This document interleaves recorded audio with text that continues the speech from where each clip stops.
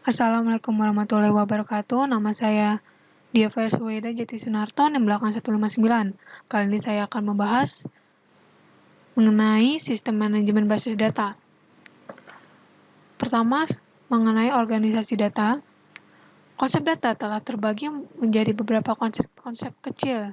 Pertama ada hierarki data. Data bisnis secara tradisional diorganisasikan ke dalam suatu hierarki file-file data yang bergabung membentuk record, dan record bergabung membentuk file. File data adalah unit terkecil. Record adalah suatu koleksi dari file-file data yang saling berhubungan. File ada koleksi dari record yang saling berhubungan. Dan basis data adalah sekumpulan file-file. Selanjutnya, spreadsheet. Kolom-kolom dalam spreadsheet mencerminkan file-file data, sedangkan judul kolom berisi nama-nama file-file data. Lalu ada flat files atau file datar, adalah tabel yang tidak memiliki kolom-kolom yang berulang. Selanjutnya, file-file kunci. Kunci dalam suatu tabel adalah suatu file atau kombinasi file yang berisi satu nilai yang secara unik mengidentifikasi masing-masing rekod dalam tabel. Ini artinya, setiap baris dalam tabel akan teridentifikasi secara unik. Lalu ada tabel-tabel yang berhubungan. Tabel-tabel ini berbagi satu file yang sama, yaitu kode. Dan nilai file kode yang menentukan baris-baris mana dalam tabel yang tergabung secara logis. Selanjutnya mengenai struktur basis data. Struktur basis data adalah cara data diorganisasi agar pemrosesan data menjadi lebih efisien. Sistem manajemen basis data atau DBMS adalah aplikasi peranti lunak yang menyimpan struktur basis data. Ada beberapa struktur basis data. Yang pertama ada hierarkis. Struktur hierarkis dibentuk oleh kelompok-kelompok data, subkelompok, dan subkelompok lagi. Jika digambarkan, struktur ini akan terlihat seperti cabang-cabang dari sebuah pohon. Selanjutnya ada struktur basis data jaringan. Struktur ini dikembangkan untuk memungkinkan penarikan rekod-rekod tertentu, di mana satu rekod tertentu menunjuk pada semua rekod lainnya dalam basis data. Selanjutnya, struktur basis data relasional. Struktur ini terlihat seperti sekumpulan tabel-tabel yang mirip dengan tabel-tabel spreadsheet. Lalu ada mengenai konsep basis data. Konsep basis data atau database konsep merupakan integrasi logis rekod-rekod yang melintasi berbagai lokasi fisik, di mana lokasi fisik pada media penyimpanan tidak tergantung pada persepsi pengguna akan lokasi logis. Konsep ini memiliki dua sasaran utama, yaitu untuk meminimalkan pengulangan data dan memperoleh independensi data. Independensi data adalah kemampuan untuk melakukan perubahan pada struktur data tanpa melakukan perubahan pada program-program aplikasi yang memproses data. Lalu, mengenai membuat basis data. Itu pertama menentukan kebutuhan data. Dalam hal ini terdapat dua pendekatan. Yang pertama ada pendekatan yang berorientasi pada proses dan pemodelan perusahaan. Pendekatan yang berorientasi pada proses ini memiliki beberapa langkah-langkah tertentu. Yang pertama ada mendefinisikan masalah. Kedua ada mengidentifikasikan keputusan yang dibutuhkan. Ketiga ada menjabarkan kebutuhan informasi. Keempat ada menentukan pemrosesan yang dibutuhkan. Dan kelima ada menentukan spesifikasi kebutuhan data. Lalu ada pendekatan pemodelan perusahaan. Pemodelan perusahaan ini didasari oleh penyimpanan data dalam basis data. Dan terdapat teknik pemodelan data. Ini merupakan gambaran dari model data perusahaan, di mana menciptakan model data yang nanti terus ke bawah yang akhirnya akan menjadi basis data.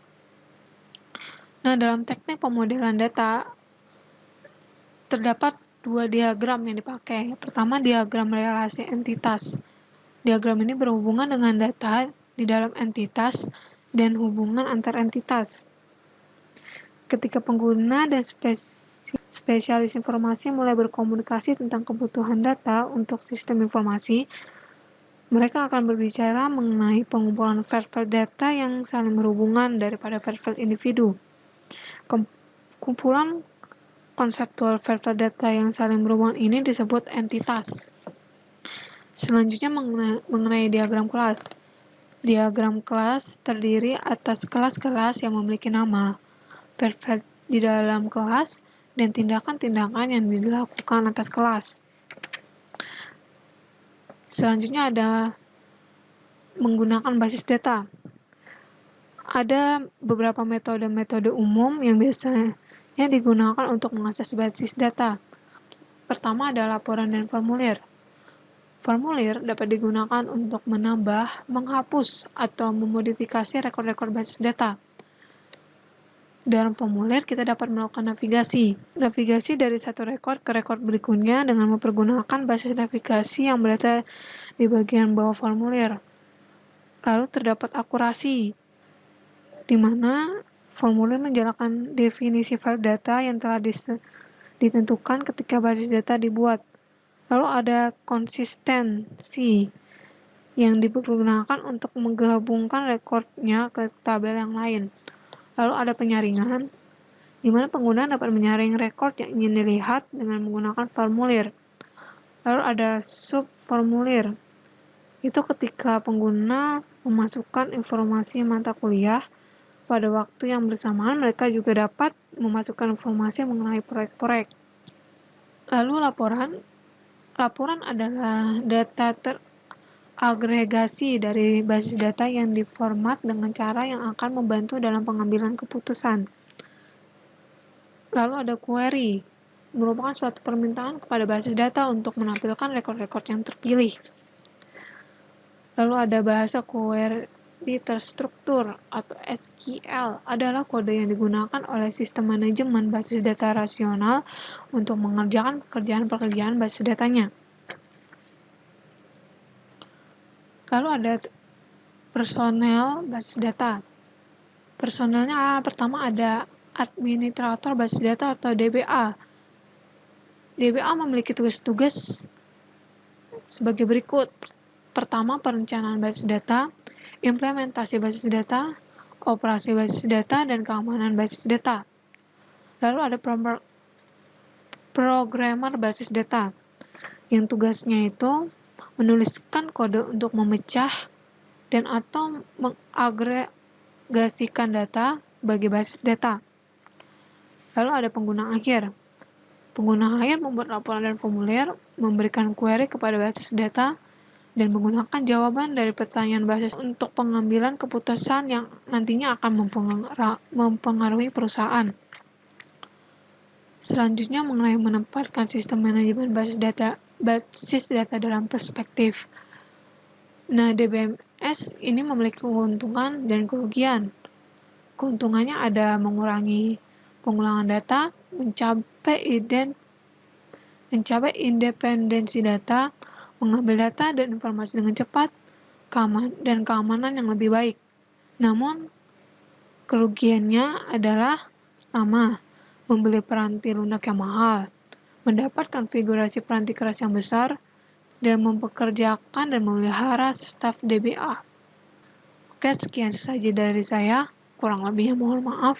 Wassalamualaikum warahmatullahi wabarakatuh.